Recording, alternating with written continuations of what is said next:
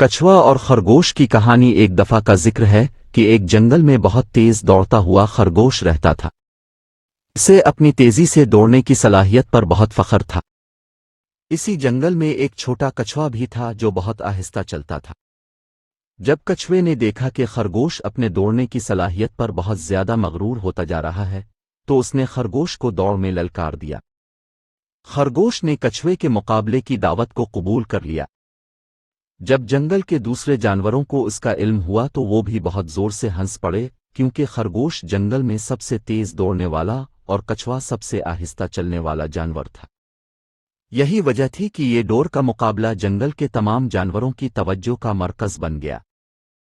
اس مقابلے کو جیتنے کی یہ شرط رکھی گئی کہ جو بھی اس جنگل کا ایک پورا چکر لگا لے گا وہ جیت جائے گا۔ لومڑی کو اس مقابلے کی نگرانی کے لیے مقرر کیا گیا۔ جیسے ہی دوڑ شروع ہوئی تو خرگوش نے اپنے سامنے رکھی ہوئی روکوٹ پر سے چھلانگ لگائی اور دوڑنا شروع کر دیا۔ خرگوش اپنی تیز دوڑنے کی صلاحیت کی وجہ سے بہت آگے نکل گیا اور کچھوے نے ابھی تک چند قدم کا ہی فاصلہ طے کیا تھا۔ جب خرگوش آدھے راستے پر پہنچا تو اس نے اپنے پیچھے کی طرف دیکھا پر کچھوا اسے دور دور تک نظر نہ آیا۔ خرگوش اتنا سفر طے کرنے کے بعد کافی تھک گیا تھا، اسی لیے خرگوش نے کچھ دیر آرام کرنے کا فیصلہ کیا اور یہ سوچا کہ کچھوے کا اب اس سے آگے نکلنا بہت مشکل ہے، اور یہی سوچتے سوچتے خرگوش کو گہری نیند آ گئی۔ دوسری طرف کچھوا آہستہ آہستہ چلتا رہا اور وہ بھی کافی زیادہ تھک چکا تھا، پر اس نے کبھی ہمت نہیں ہاری اور وہ بس چلتا رہا۔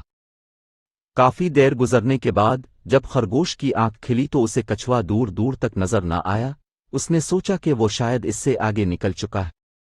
یہی سوچ کر خرگوش پھر سے اپنی پوری طاقت سے ڈورا، پر اس وقت تک بہت دیر ہو چکی تھی کیونکہ کچھوا پہلے سے جنگل کا ایک چکر لگا کر اس مقابلے کو جیت چکا تھا۔